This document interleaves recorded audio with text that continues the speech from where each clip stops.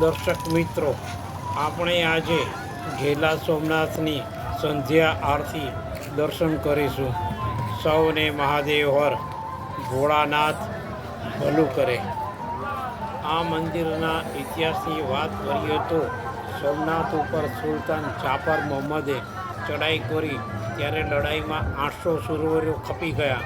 ત્યાં સુધી પાલખીમાં શિવલિંગને બાથમાં લઈ ઘેલા વાણિયાએ છેક જસણ સુધી તેને પહોંચાડ્યું. ત્યારથી તેના નામ પરથી ઘેલા સોમનાથ મંદિર ઓળખાય છે. એ હાલો ત્યારે આપણે મંદિરમાં પ્રવેશ લઈ લીધો છે ને પ્રાચીન મંદિરની આરતી દર્શન કરી ધન્યતા અનુભવી.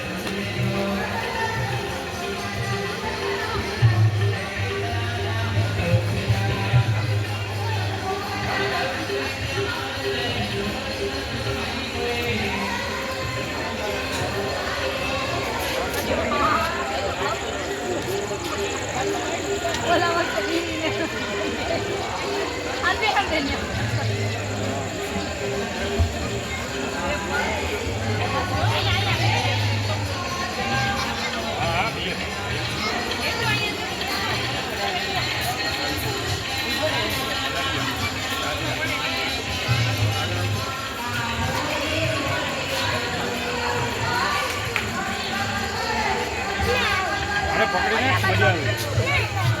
દાંત કાઢે.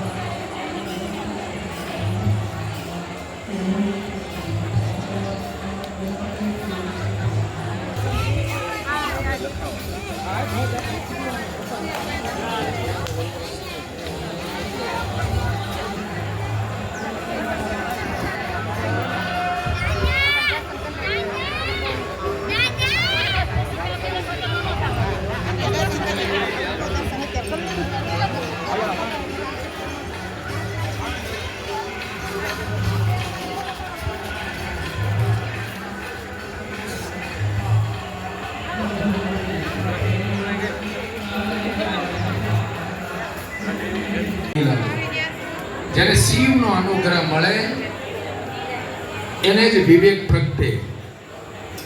વિવેકથી બુદ્ધિ નિર્મળ બને, બુદ્ધિ દ્વારા જ્ઞાન પુષ્ટ બને અને જ્ઞાનથી જ સારા સારનું ભાન થાય.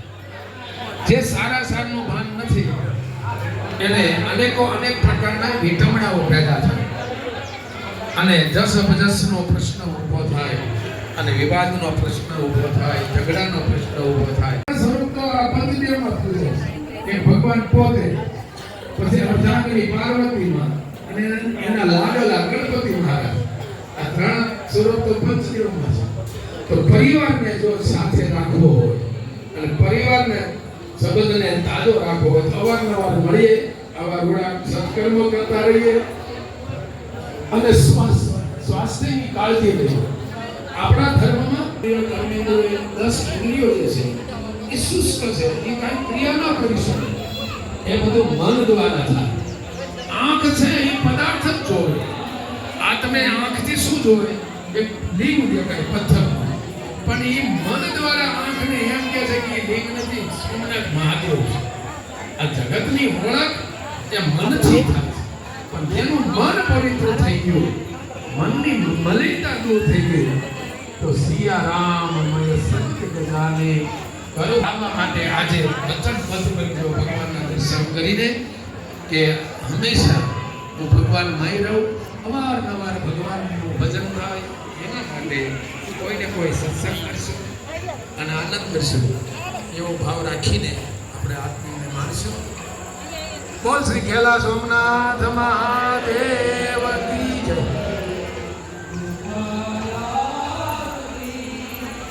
રામાયણના પાઠ ચાલી રહ્યો છે. વિશેષ કાલે કઈ તિથિ છે, કોણ કહે છે?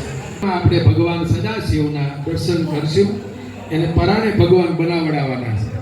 કારણ કે ભગવાન બનવું એ કષ્ટદાયી છે. વેશ ધારણ કરવો ને એ પણ કઈ સામાન્ય વસ્તુ નથી. ભસ્મા ગમ કરવું પડે. જોવા મળે અહીંયા છે, આપણે અહીંયા દર્શન કરી લઈએ. તો સદાશિવ એ જળ સ્વરૂપે વિરાજમાન છે. અગ્નિ તત્વ રૂપે આપણા સૂર્યનારાયણ ભગવાન, વ્યોમ તત્વ વિષ્ણુ નારાયણ, વાયુ તત્વ જે છે તત્વ જો સાંભળી લેવો હોય.